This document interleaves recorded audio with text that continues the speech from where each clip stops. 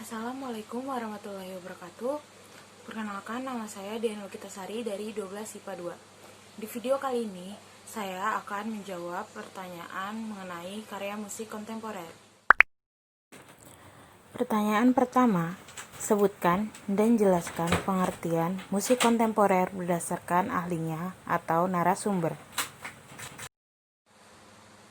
Menurut tokoh musik Indonesia Sukaharjana, beliau menyatakan bahwa musik kontemporer tidak menunjuk kepada sesuatu apapun yang bersifat spesifik, kecuali menyiratkan tentang suatu waktu masa kini atau sesuatu yang bersifat kekinian yang tidak dibatasi oleh suatu periode waktu tertentu.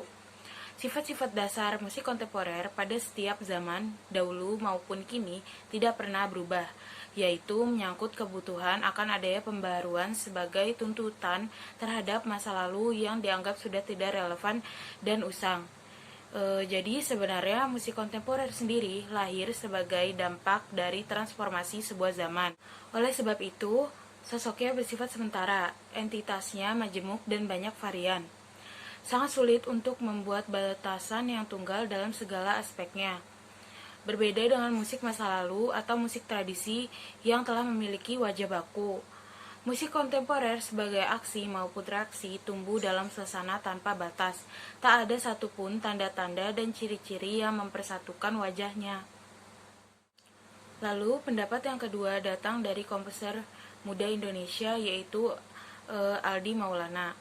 Aldi menyatakan musik kontemporer adalah soal relevansi sebuah karya dengan kehidupan senimannya.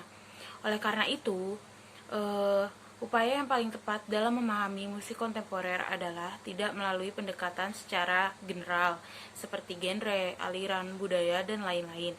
Akan tetapi melalui pendekatan karya musik secara kompositoris serta sosok senimannya itu sendiri secara individual. Lalu pertanyaan yang kedua, mengapa musik kontemporer tidak populer?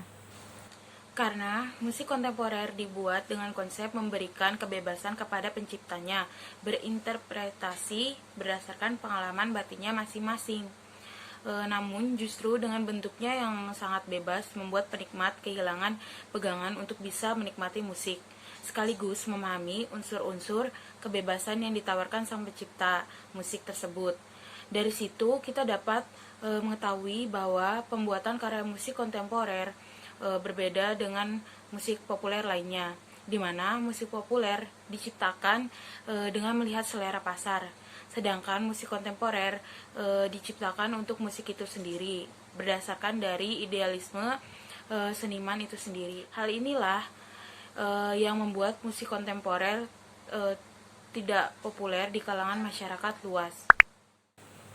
Pertanyaan yang ketiga, apa saja nilai-nilai positif pada musik kontemporer? Sebenarnya, dengan keberadaan musik kontemporer ini sendiri memberikan dampak positif atau sisi positif, di mana semakin banyak para seniman yang dapat membuat karya musik lebih kreatif lagi.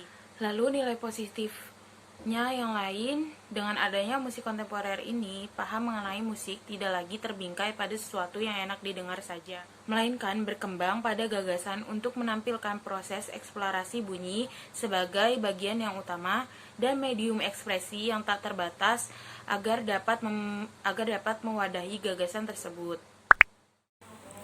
Pertanyaan yang terakhir, apa keunikan dan aspek pembaruan pada karya musik kontemporer? Yang pertama, keunikan dari musik kontemporer. Musik kontemporer sendiri memiliki keunikan, beberapa diantaranya yaitu terdapat beberapa harmoni yang dibuat secara tidak selaras atau disonan. Lalu yang kedua, ritme yang kompleks. Yang ketiga, terdapat banyak suara perkusi. Lalu yang terakhir, yang keempat, penggunaan suara sintetis dan elektronik dalam penggubahan musik. Aspek pembaruan pada musik kontemporer itu sesuatu yang dapat mengalami pembaruan, yaitu seperti nada, harmonisasi, melodi, ritme, tempo, dinamik, dan lain sebagainya. Lalu juga terdapat beberapa komponis yang menarik, namun tidak sepenuhnya sesuai dengan kriteria utama tentang musik kontemporer. Sekian jawaban saya mengenai karya musik kontemporer. Kurang lebihnya mohon maaf. Wassalamualaikum warahmatullahi wabarakatuh.